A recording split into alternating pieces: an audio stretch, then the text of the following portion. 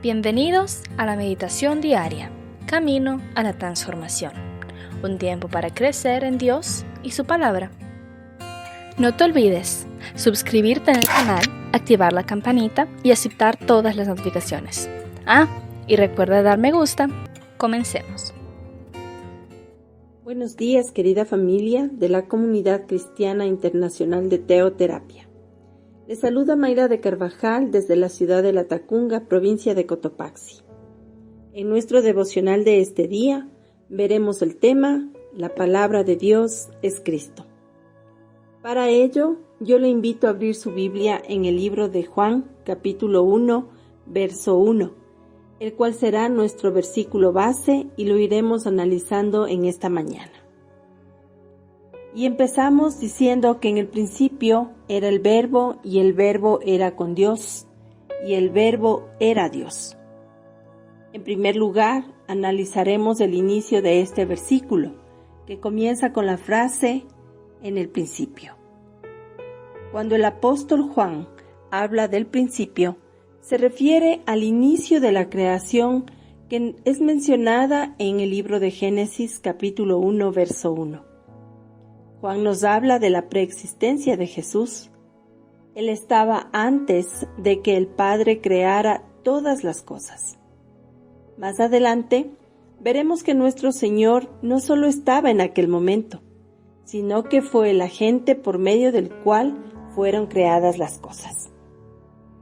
El apóstol nos llama la atención fundamentalmente a dos cuestiones sobre Jesús.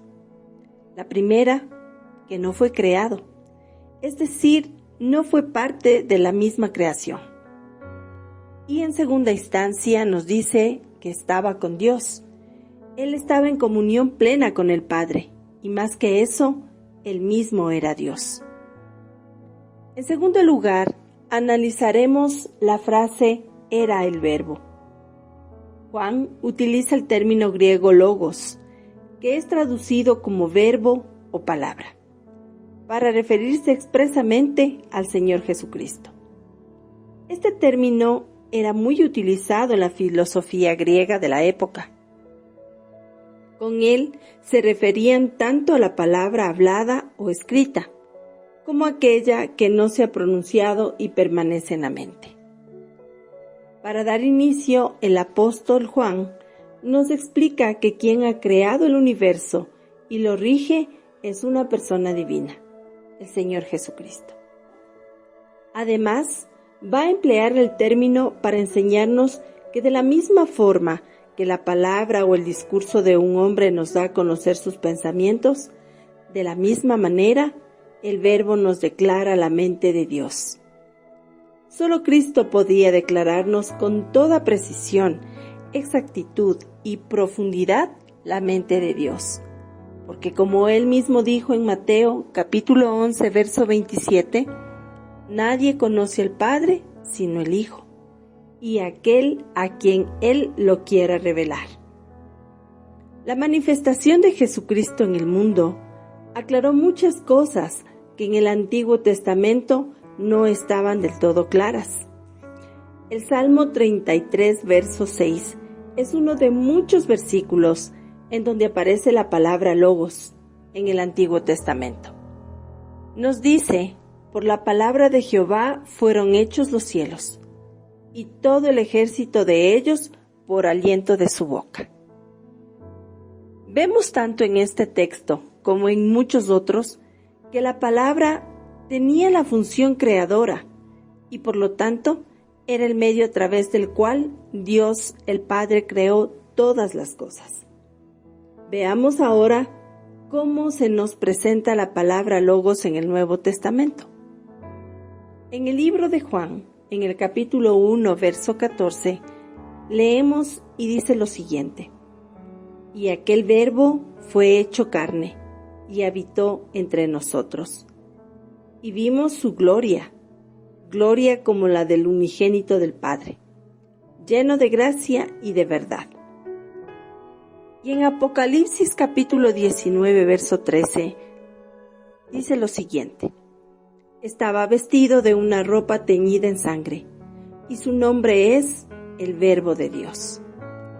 El Nuevo Testamento nos presenta a Jesús, que se encuentra presente en todo tiempo, en el principio de los tiempos, en la creación, al encarnarse, al venir a buscarnos y al venir en poder y gran gloria.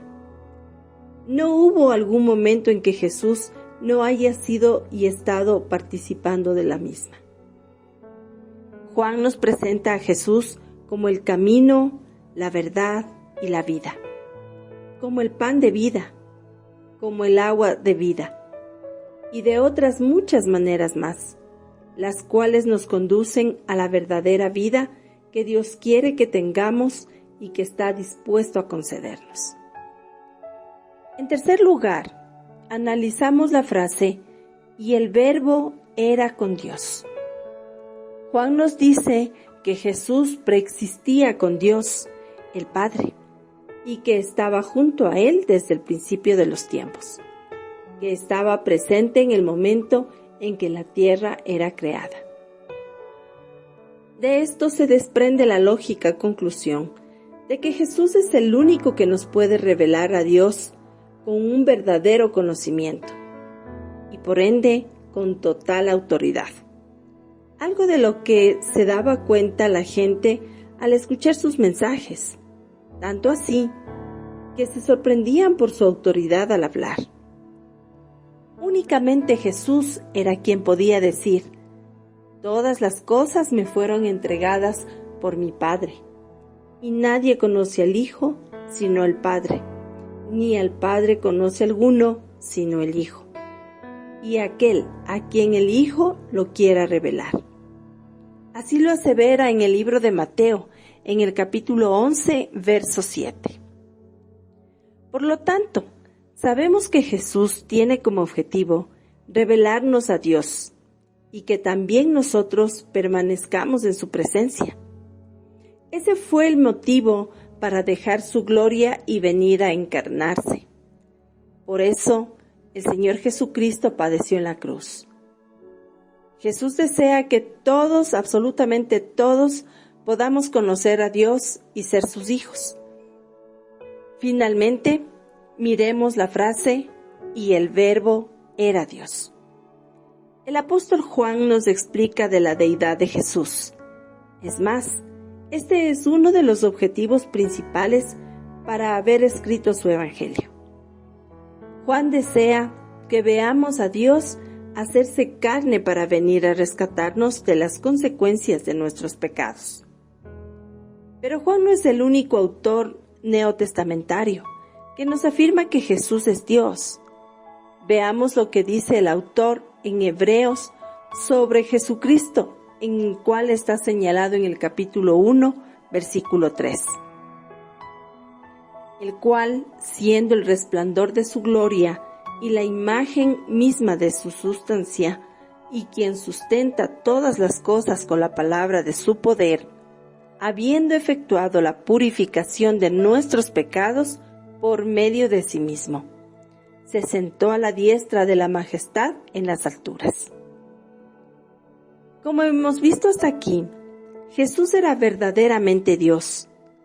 Eso es lo que el mismo Espíritu Santo, a través del Evangelio de Juan, se propuso mostrarnos.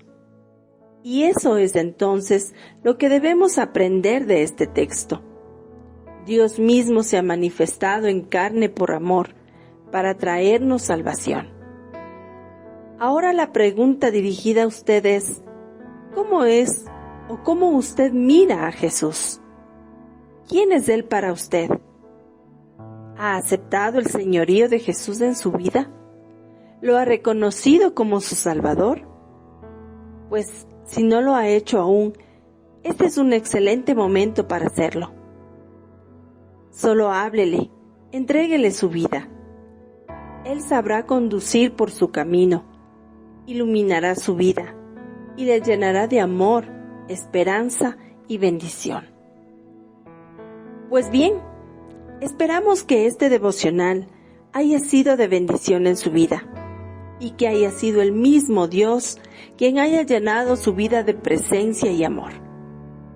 Le invito ahora en esta parte final a que oremos a nuestro Padre y le digamos: amado Dios, hoy te damos gracias por tu bendita palabra, la misma que nos alienta, nos fortalece y nos edifica. Te damos gracias por tu amor incondicional, por el cual tú, Señor Jesús, diste tu vida y pagaste por nuestros pecados. Hoy te damos gracias porque por medio del Espíritu Santo hemos podido comprender tú, mi Señor Jesús, que eres el Verbo, la palabra, la manifestación visible de Dios. Y te pedimos que nos ayudes a que nuestra fe crezca, a que madure cada vez más, para amarte y buscarte con una fe inquebrantable. Amado Padre, en Cristo Jesús te hemos orado. Amén. La palabra de Dios es viva y eficaz, y con certeza cumplirá su propósito en nuestras vidas. Por eso, no pierda mañana la oportunidad de juntos continuar por este camino a la transformación. Todos estos mensajes forman parte de la Iglesia Senti City Mundial.